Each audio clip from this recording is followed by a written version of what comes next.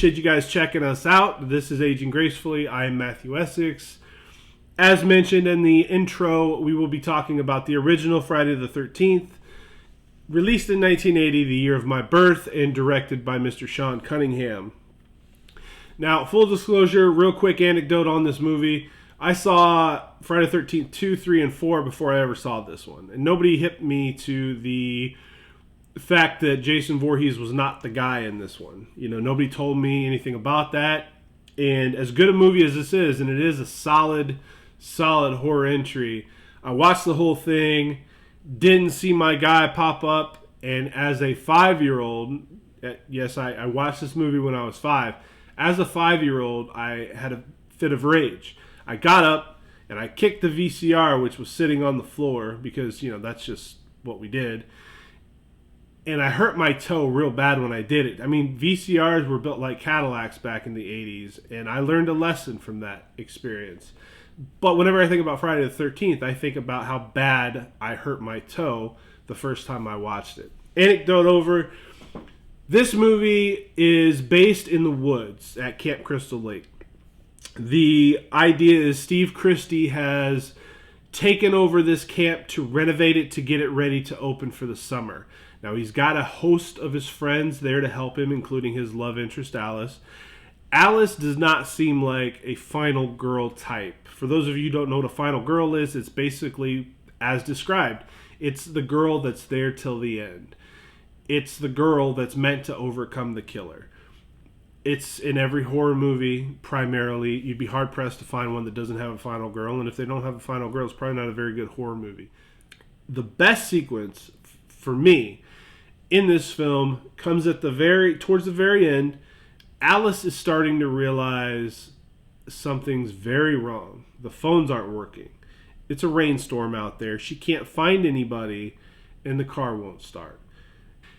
Pamela Voorhees shows up, and she immediately feels like she has a lifeline. Eventually, we get that speech from Pamela Voorhees to Alice about what happened to her son Jason at the camp years prior. She blamed everybody from the camp for her son drowning in the lake.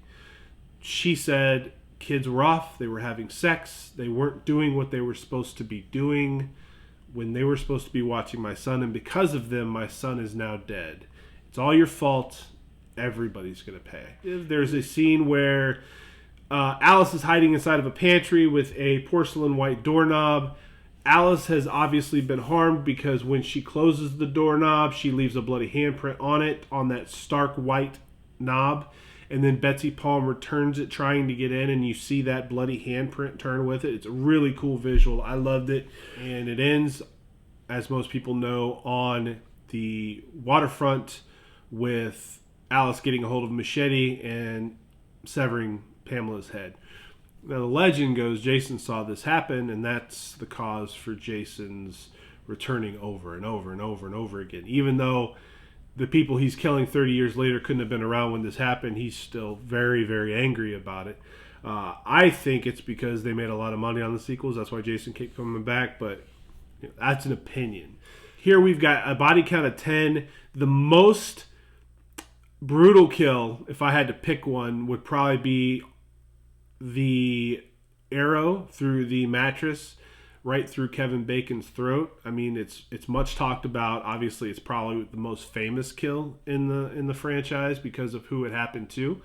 But it was a pretty intense sort of scenario, and it was really, really creepy. The idea of somebody being under you while you're at your most vulnerable and that happening to you, you know, kind of sucks. But best kill, most effective kill, most gruesome kill, I would have to give that. Unless you wouldn't talk about Pamela Voorhees being beheaded, but, you know, Betsy Palmer is great, but she wasn't in Footloose. So we're going to give that one to Kevin Bacon. So I gave it a 6 out of 10. It's rewatchable. It's a good, solid horror movie. I think if you haven't seen it, you're doing yourself a disservice. You need to go check it out. So that is it. That is all. And I'll see you on the other side.